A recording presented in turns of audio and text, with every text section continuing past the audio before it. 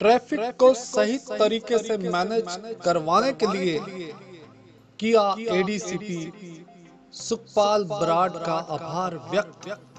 श्री बराड़ ने किया voice of Asians का अंक 10 रिलीज।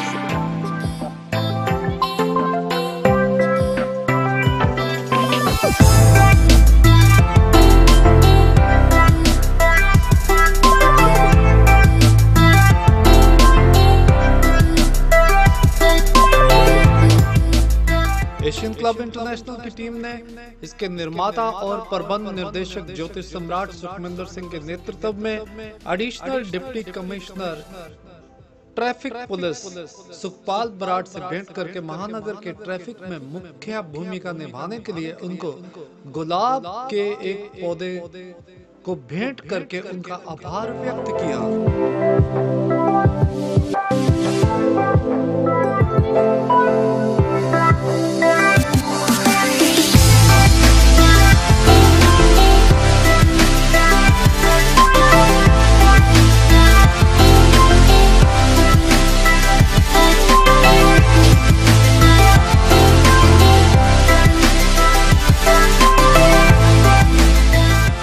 दल में क्लब के पेट्रन बत्रा प्लाजा के सनी बत्रा और एडवाइजर ममता Mehra, Asha Kiran kids zone playway school और एडवाइजर मनीषा कपूर हरबंस विद्या मंदिर और वरिष्ठ सदस्य मोहिनी सोई विशेष तौर पर शामिल थे।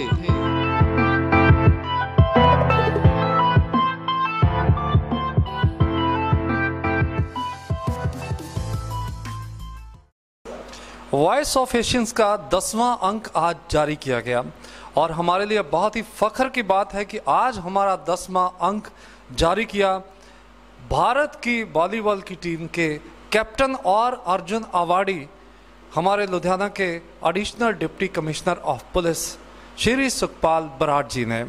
सर बहुत बहुत धन्यवाद सबसे पहले तो आपका। थैंक यू जी, थैंक यू।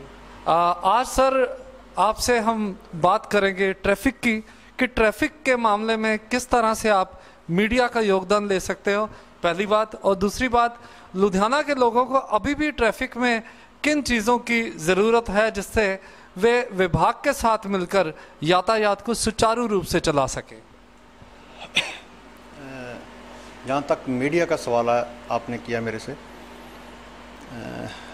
मेरा ख्याल है 99% जो ट्रैफिक की समस्या है, अगर मीडिया भी हमारी हेल्प करेगा तो 99% समस्या जो सॉल्व हो सकती है।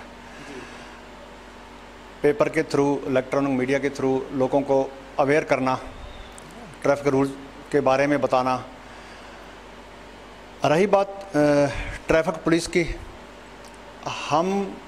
मैं और हमारे एसीपी साहब और बाकी हमारे जो सारी पुलिस फोर्स है जो ट्रैफिक वाली, हम सुबह 8 बजे से लेके मेरा ख्याल रात के 10 बजे तक रोड पे रहते हैं और हम दोनों ऑफिसर भी कम से कम 7-8 घंटे डेली, कई बार तो 10 घंटे हम रोड पे होते हैं। लोगों से मेरी एक ही रिक्वेस्ट है कि जो रूल्स आप चंडीगढ़ जाके फॉलो करते हैं, प्लीज़ अगर वैसे रूल्स हम लुधियाना में फॉलो करना स्टार्ट कर दें तो मेरा ख्याल 90% ट्रैफिक की समस्या वैसे ही हल हो जाएगी। जैसे कि रेड लाइट जंप करना, नो एंट्री में आना, ये बड़ी सारी चीज़ें हैं। नो पार्किंग में जाना, नो डाउट पार्किंग की समस्या लुधियाना में है, पार्किंग हर जगह नहीं है, पर जिस जगह पार्किंग अवेलेबल भी है ना, लोगों को वहाँ पार्किंग में गाड़ी लगाने की आदत ही नहीं है। हर एक यही चाहता है कि जिस शॉप से हमने कुछ सामान लेना है, जिस मॉल से हमने कुछ शॉपिंग करनी है, तो बस उसके आगे गाड़ी लगाई जाए, ना पार्किंग। कई बार मैं पूछता हूँ यार जहाँ पार्किंग है कम से कम, तो उनका एक ही आंसर होता है जी वो दूर है। अगर 100 मीटर 200 मीटर पार्किंग दूर रहेगी तो फिर कैसे ट्रैफिक चलेगा हमारा। तो हमारी कोशिश रोड पे रह के यही होती है, लोगों को अवेयर करना, ट्रैफिक रूल्स के बारे में बताना।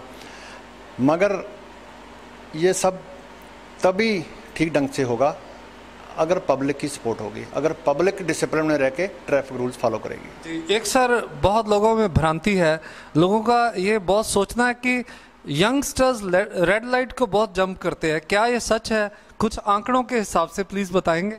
नहीं, ये बिल्कुल सच नहीं है और मेरा ये रोड के खड़े होके एक्सपीरियंस है जैसे कि भारत नगर चौक में डेली मेरा ख्याल है अभी 2000 से 3000 तक रेड लाइट जंप लोग करते हैं, और मैं रोड के ऊपर खड़ा होके चलान करता हूं या चलान करवाता हूं। कई बार हमारे 2 घंटे में 150 चलान होते हैं, और उसमें से मैक्सिमम जो लोग हैं वो अबव 30 ईयर ओल्ड होते हैं, 30 साल से ऊपर वाले। यंग ब्लड बहुत कम रेड लाइट जंप करते हैं, मेरा ख्याल भी 1% से भी कम। और मैक्सिमम जितने भी आज तक मेरा एक्सपीरियंस है, मैंने रोड पे खड़े होकर देखा, अबव 30 ईयर, 30 साल से ऊपर, 40 से ऊपर, सीनियर सिटीजन और विद फैमिली बच्चों के साथ भी रेड लाइट जंप करते हैं।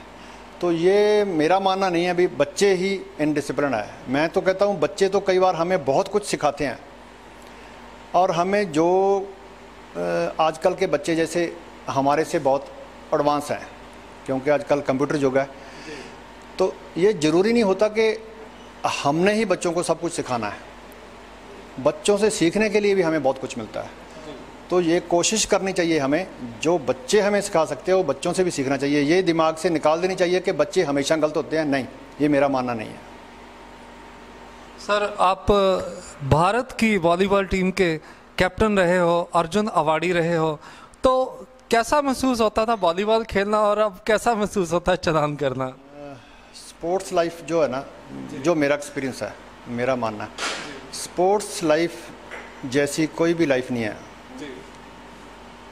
बाकी हर एक की अलग अलग चॉइस है, पर जो मेरा एक्सपीरियंस है, आप बेशक करोड़पति हो, अरबपति हो, कुछ भी मिल जाए दुनिया का आपसे, मगर जो स्पोर्ट्स लाइफ है वैसी लाइफ नहीं, आप मतलब कोई भी लाइफ नहीं होती है। सर, माफ़ करना, मैं बीच में अटक गया सर।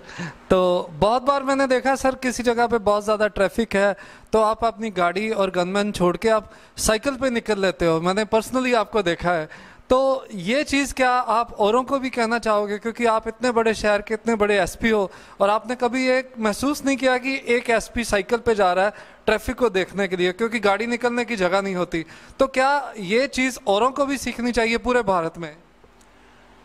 हाँ, वैसे तो अगर कोई ऐसी प्रॉब्लम आती है, जैसे पीछे यूनिवर्सिटी में एक सार्स मेला लगा हुआ था, तो उस टाइम गाड़ी हमारी भी जाम में फंसती थी, क्योंकि बहुत पब्लिक आती थी और वो मेन रोड थी।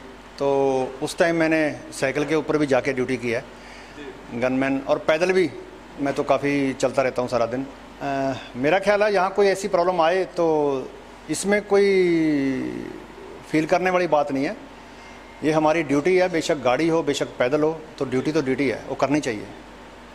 वैसे एक बात तो साफ जाहिर है सर, आप इतने स्लिम ट्रिम और स्मार्ट तभी हो क्योंकि आप पैदल भी बहुत चल लेते हो, तो साइकिल पे भी जाते हो। तो सर, आज हमने आपके पास यहाँ आकर वाकई बहुत अच्छा फील किया। आपने जो ट्रैफिक के बारे में लोगों को अवेयरनेस दी, और आज विशेष तौर पर आपने जो हमारा अखबार वॉइस ऑफ एशियंस का 10वां अंक जारी किया, इसके लिए सर आपका बहुत बहुत धन्यवाद। Thank you sir, thank you. तो बहुत जल्द मिलेंगे और ट्रैफिक की बातों के साथ और वॉइस ऑफ एशियंस की बातों के साथ। तब तक के लिए, आज के लिए विपिन के साथ मैं Sukhwinder Singh, voice of Asians, Ludhiana. इस मौके पर टीम ने अर्जुन अवार्डी और भारत के वॉलीबॉल टीम के कप्तान रह चुके श्री बराड़ से उनके खेल के दिनों के स्वर्णिम लम्हों की दास्तानें सुनी और शहर के ट्रैफिक को और भी बेहतर बनाने के लिए चर्चा की। इस मौके पर श्री बराड़ ने वॉइस ऑफ एशियंस का अंक 10 रिलीज किया और इसकी सारी टीम को अपनी शुभकामनाएं भेंट की। Vipin, voice of Asians, Ludhiana.